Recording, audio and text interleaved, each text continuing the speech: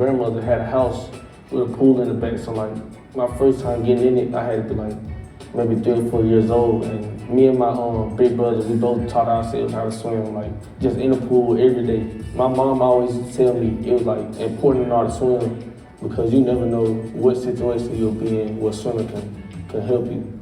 A holiday weekend hangout under the I-10 bridge quickly turned to terror when 3 teenage girls drove right into the Pascagoula River. I got out of my car and then I heard some people like yelling like something about them going in the water. So me and my one friend that was in the car with me, we started running over there. And as I'm getting closer, I'm hearing people screaming help. It didn't really even take me that much thinking to do. I took my shirt off, took my shoes off, and threw my phone in my pocket, like on top of my shirt that I had just took off. And I just jumped in the water. 15-year-old is being hailed a hero after he jumped into a river in Mississippi, saving several people, including a police officer. Everything happened so fast, but I'd say it had to be like 4 or 5 minutes before Officer Mercer arrived. He swam out there to us on the car and he was explaining like to Corion, he was like telling her, everything gonna be okay, I got you, I got you. She gets on his back, but like as she's like on his back, like she's directly on top of his back. Like that's when they both started going under. He was swallowing a lot of water, you know, like struggling to stay above.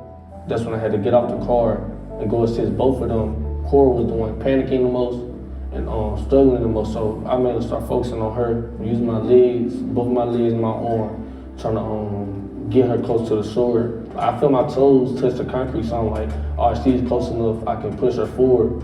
It crossed my mind about Officer Mercer, like I've forgotten all about him, like, you feel me? So I turn around, he's in the water, like feeling his arms, like struggling.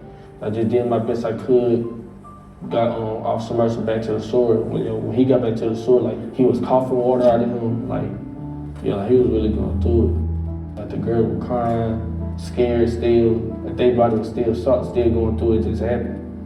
Hugging all of them, telling them like, okay, like we good, y'all made it. I was still in a moment of shock. And then the next person I called was my mom. I think it was like 2, 3 something in the morning. Like she woke up out of her sleep. That night, that same house, like she was telling me she was proud of what I did and you know, like that's crazy what happened. Yeah, that was the first thing I did. I just went home. I went home, took a shower, and I just got in the bed. I got in the bed with sleep.